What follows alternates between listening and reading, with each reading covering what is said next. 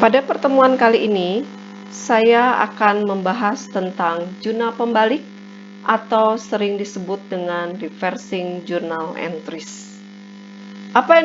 Materi ini akan saya berikan kepada anak-anak kelas 11 IPS peminatan akuntansi. Kita mulai.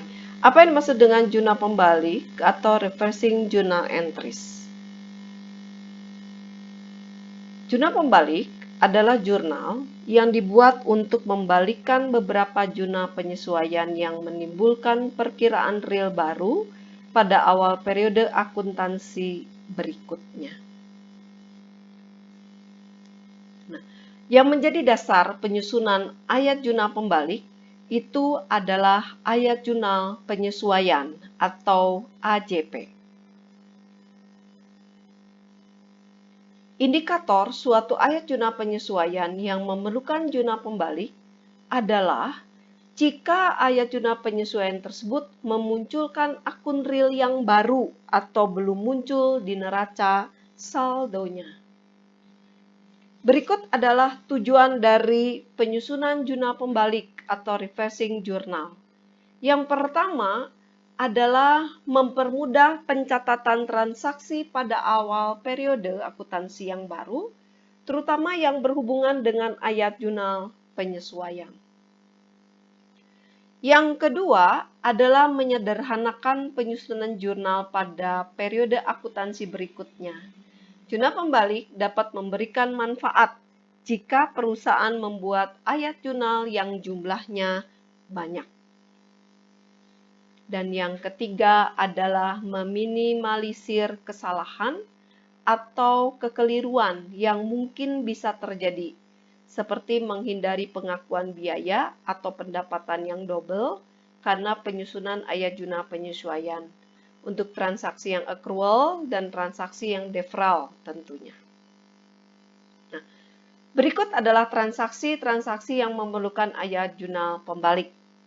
Yang pertama adalah pencatatan dengan pendekatan pengakuan beban dan pendapatan.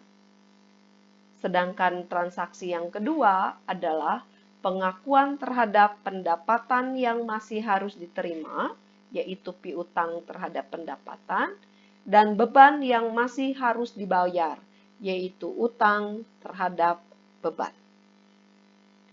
Berikut adalah cara membuat jurnal pembalik.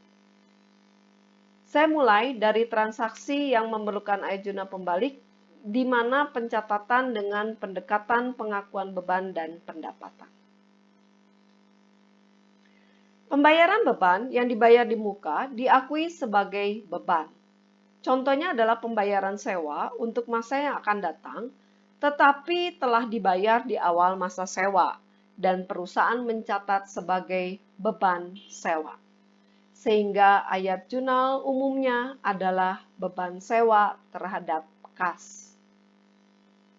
Jika jurnal umumnya seperti demikian, maka pada akhir periode, maka akan muncul ayat jurnal penyesuaian untuk mengoreksi pengakuan beban sewa di atas. Berikut adalah AJP-nya.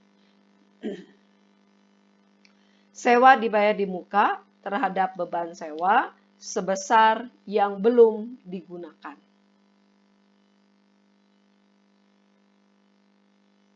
Dari awal transaksi pembayaran sewa diakui sebagai beban sewa, terlihat jelas di jurnal umumnya. Maka dalam neraca saldo yang muncul juga akun beban sewa, sehingga akun sewa dibayar di muka golongan akun harta dalam jurnal penyesuaian adalah akun real yang baru, sehingga memerlukan ayat jurnal pembalik. Oleh karena itu, jurnal penyesuaian tersebut memerlukan jurnal pembalik, dan ini adalah jurnal pembaliknya, yaitu beban sewa terhadap sewa dibayar di muka sebesar penyesuaiannya.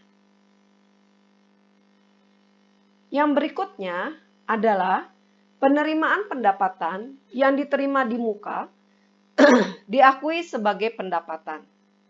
Contohnya adalah pendapatan sewa untuk masa yang akan datang, tetapi diterima pembayarannya di awal masa sewa, dan perusahaan mencatat sebagai pendapatan sewa. Sehingga juna umumnya adalah kas terhadap pendapatan sewa. Jika perusahaan mencatat juna umumnya adalah kas terhadap pendapatan sewa, sehingga pada akhir periode muncul juna penyesuaian untuk mengoreksi pengakuan pendapatan sewa di atas dengan cara pendapatan sewa terhadap sewa diterima di muka sebesar pendapatan yang belum diakui sebagai pendapatan. Di awal transaksi, pendapatan sewa itu diakui sebagai pendapatan sewa, terlihat di jurnal umumnya. Maka dalam neraca saldo yang muncul juga akun pendapatan sewa.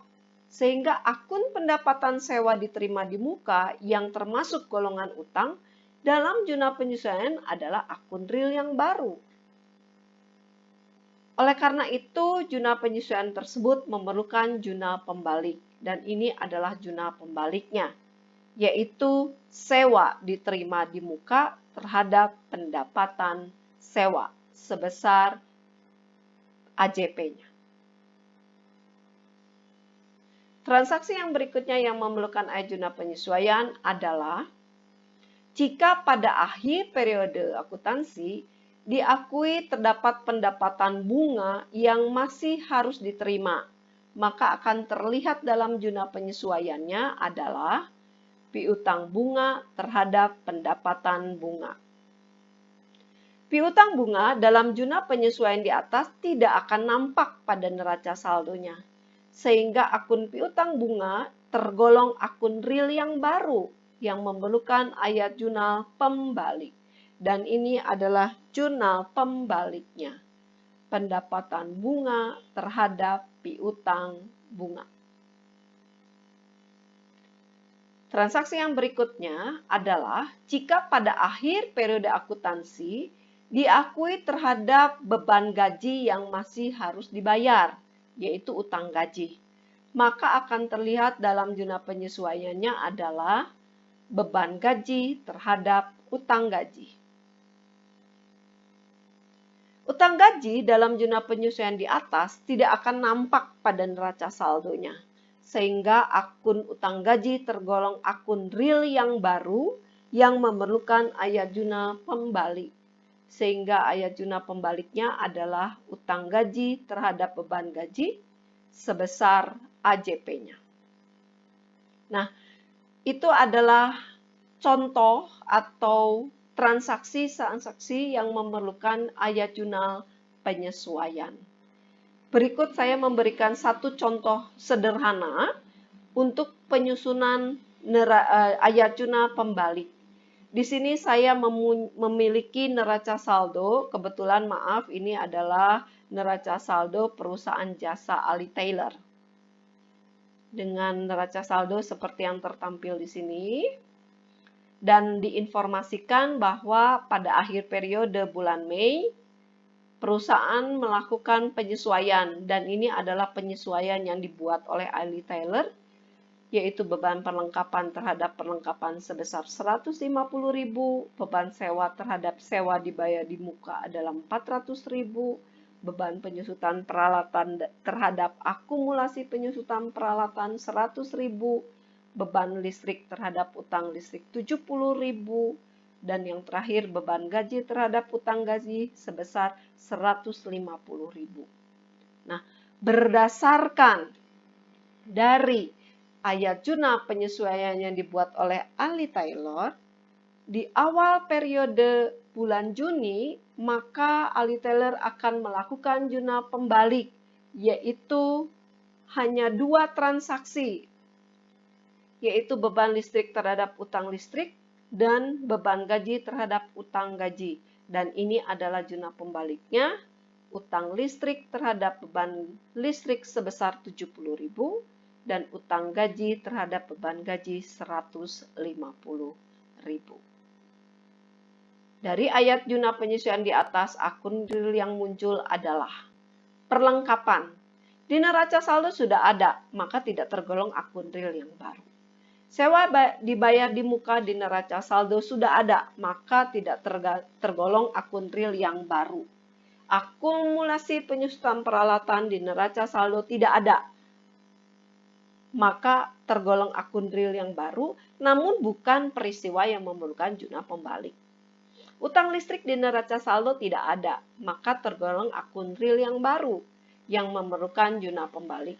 Dan yang terakhir, utang gaji di neraca saldo tidak ada, maka tergolong akun real yang baru yang memerlukan juna pembalik. Jadi, untuk akun-akun real yang muncul baru dan tidak ada di neraca saldo, itulah yang memerlukan juna pembalik di awal periode. Nah, sekian pertemuan saya untuk juna pembalik.